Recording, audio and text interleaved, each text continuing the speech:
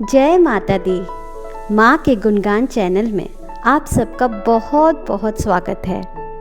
माँ जगत जननी, कष्टहारिणी, सिंहवाहिनी, शक्तिशालिनी, करुणामयी, ममतामयी माँ, हम आपकी शरण में हैं। हम सबको अपना लो माँ, हम पर आप अपनी कृपा सदैव बनाए रखना माँ।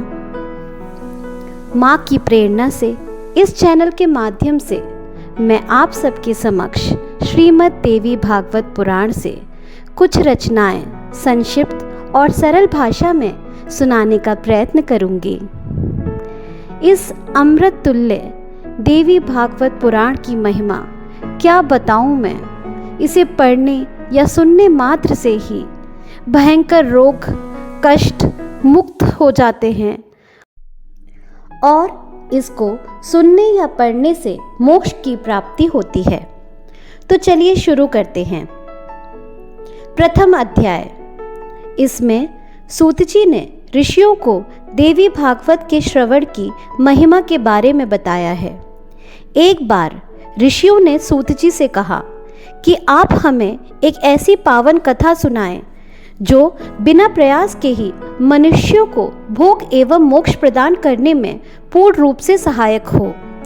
इसका उत्तर देते हुए सूत जी ने इसकी महिमा बताई। जो मनुष्य इसका भक्ति पूर्वक श्रवण करता है उसकी कभी दुर्गति नहीं होती। जो फल दान तीर्थ यज्ञ करने से मिलता है वही फल इसके एक बार सुनने से ही मिल जाता है। अमृत पान से तो केवल एक ही मनुष्य अमर होता है, लेकिन भगवती के इस कथा रूप अमृत से संपूर्ण कुल ही अमर हो जाता है।